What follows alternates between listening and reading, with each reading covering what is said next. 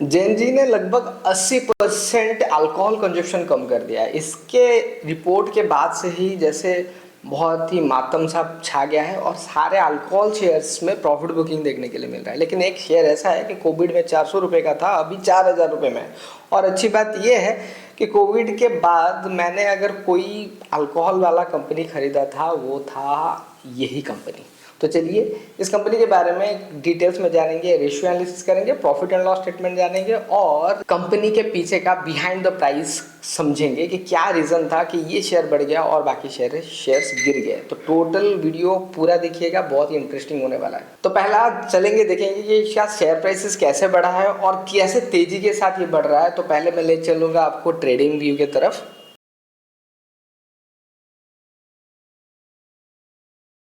तो सबसे बात है, अगर कोविड के पास ले चलूँ आपको तो यहाँ पर शेयर प्राइसेस लगभग 200 रुपये का 200-250 से ये बढ़ता गया। लेकिन सबसे तेजी आप अगर देखोगे अभी बना है लास्ट इस साल में, लगभग मार्च के बाद से ये भागा है और लगभग % तो इसी मार्च से जुलाई के अंदर अंदर हो चुका है। तो ये था इसका शेयर प्राइसेस रैली अभी। तो चलिए अब बात करते हैं कि ये कंपनी करती क्या है, क्या क्या इसके प्रोडक्ट्स हैं और ये कहाँ पे अवेलेबल है, ज्योग्राफिकल लोकेशंस कैसे हैं और किन किन कंपनियों के साथ इसका रिलेशंस है।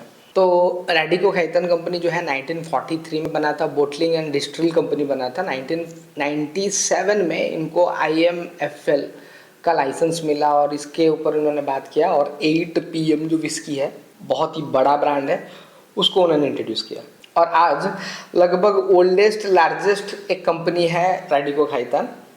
और इसके ब्रांड के बारे में बात किया जाए तो 8 PM, Magic Moment, Morpheus, 1965, Contessa, Old Admiral, After Dark, Old Admiral और आफ्टर डार्क जैसे विस्की इसके साथ हैं। ब्रांडी और वोडका के साथ ये काम कर रहा है। टोटल सेल्स वॉल्यूम के बारे में बात किया जाए तो 9th month of financial year 25 में ये 22.21 मिलियन केसेस इन्होंने सेल किया हुआ है और 2024 के हिसाब से देखा जाए तो 28.7 मिलियन इन्होंने सेल किया था।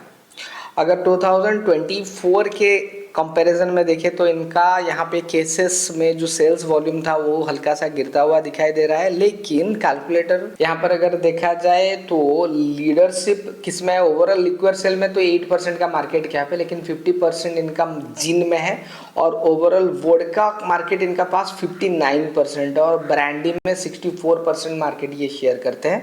फाइनेंशियल्स ग्रोथ के बारे में बात किया जाए तो 2022 में इन्होंने 1377 करोड़ का सेल किया था, जो कि 2024 में लगभग 1985 करोड़ का सेल्स इन्होंने ग्रोथ किया हुआ है।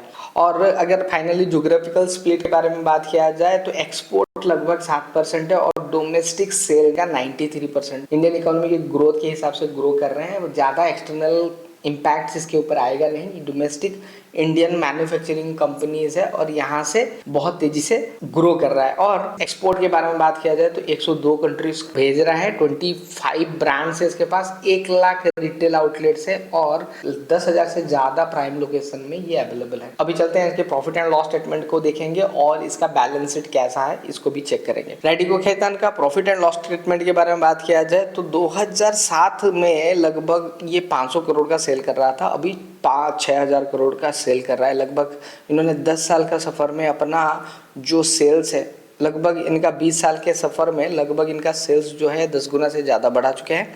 ऑपरेटिंग मार्जिन के बारे में देखा जाए तो 14-12% का इनका ऑपरेटिंग मार्जिन रहा है। फाइनली इस साल 18% का इनका फाइनेंशियल ऑपरेटिंग मार्जिन रहा है, जिसके वजह से मैंने आपको पिछले वीडियो में बताया था कि मार्जिन जहाँ पे बनता है वहाँ पर ही वो शेयर भागता है, मैटर नहीं करता कंपनी कितना बड़ा या छोटा है। यहाँ पे 18% का मार्जिन क्रिएट हो रहा है और इस मार्जिन के कारण ही इनका प्रॉफिट आ रहा है। और पहले वाले वीडियोस में भी मैंने बताया हुआ है कि अभी रॉ मटेरियल के प्राइसेस गिरे हुए हैं, अभी अगर सेल्स पिक करता है तो मार्जिन ग्रो करेंगे। लास्ट 10 सालों में जो मार्जिन आपने देखा नहीं है वैसा मार्जिन बनाएगा, तो रैली आने वाला है मार्केट में, ये एक इंडिकेशन है। इसके साथ अदर इनकम 15 करोड़ का है, ये अवॉइड कर सकते हैं। इंटरेस्ट देखा जाए तो 60 करोड़ का इंटरेस्ट है, 1100 करोड़ का है, 60 करोड़ का कोई फर्क नहीं पड़ता। लोन इंटरेस्ट इनका हमेशा कम ही रहा है, लोन्स बहुत कम ही है। और प्रॉफिट के बारे में देखा जाए तो 20 साल पहले इनका 45,000 करोड़ का प्रॉफिट था, अभी लगभग 700 करोड़ का प्रॉफिट है। लगभग 20 सालों में इन्होंने 20 गुना अपना प्रॉफिट बनाया हुआ है। और फाइनली चलते हैं बैलेंस शीट की तरफ। बैलेंस शीट में इक्विटी कैपिटल डाइल्यूट किया गया था 2016 में। 2016 से आज तक इन्होंने डाइल्यूट नहीं किया हुआ है और इनका रिजर्व बढ़ता जा रहा है। और अगर हम बोरोइंग्स के बारे में देखा जाए तो बोरोइंग्स भी गिरता जा रहा है। तो ये एक अच्छा परफेक्ट सिनारियो है जो कि इन्वेस्टर्स को बहुत ही अट्रैक्टिव लगता है। रेशियोज के बारे में बात किया जाए तो 19 रुपए का अर्निंग्स था। 19 से 16, 19, 25, अभी 45 रुपए का अर्निंग्स बन चुका है। लगभग लास्ट 5 सालों में डबल से ज़्यादा बढ़ गया है इनका अर्निंग्स। बुक वैल्यू के बारे में बात किया जाए तो 151 रुपए का बुक वैल्यू था, जो कि पर शेयर एसेट्स हम बात कर सकते हैं, और ये 247 तक चला गया था। मार्जिन रेशियो के बारे में बात किया जाए तो 17% का मार्जिन है। ग्रॉस प्रॉफिट मार्जिन 14% का मार्जिन ऑपरेटिंग मार्जिन है और 9-10% नेट प्रॉफिट मार्जिन है, जो कि 8-6% का था, अभी बढ़ के 9-10% तक आ चुका है। रिटर्न रेशियो के बारे में बात किया जाए तो आरओसी 24% का है और आरओई 18% का है। तो लगभग हल्का सा हमको महंगा मिल रहा है, लेकिन चलेगा। 18% के ऊपर है तो ग्रोइंग इंडस्ट्री के साथ अच्छा ही है। लिक्विडिटी रेशियो में बात करेंगे तो इनके पास हमेशा कैश पकड़े हुए रहे हैं और इस साल लगभग 2 गुना कैश इनके हाथ में है। लिवरेज रेशियो देखा जाए तो लगभग अपने कंपनी का वैल्यू से 1/10वां हिस्सा इनका पास लोन है। अगर रेशियो आपको पढ़ना नहीं आता तो बहुत इंपॉर्टेंट सिनेरियो है रेशियो को समझना, क्योंकि रेशियो ही आपको क्लैरिटी देते हैं कि मैनेजमेंट अपना फाइनेंशियल्स कैसे हैंडल करते हैं।